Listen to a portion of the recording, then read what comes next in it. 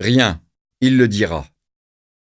C'est également l'une des gravures les plus difficiles à interpréter de la série des Desastres de la Guerra, à cause de son sens cryptique.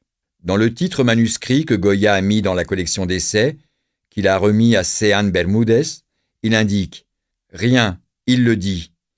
Mais dans la première édition de 1863, le titre a été changé en transformant la deuxième partie en « Dans une ambiance nocturne terrible, le squelette d'un mort à moitié enterré écrit avec une plume le mot « nada », rien.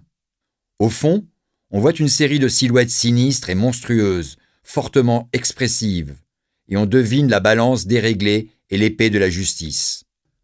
Matheron ou Valeriano Bozal ont interprété la scène dans le sens qu'il n'y a rien après la vie sur Terre. C'est la vision d'un Goya incroyant. D'autres, au contraire, y ont vu un sens politique et moral.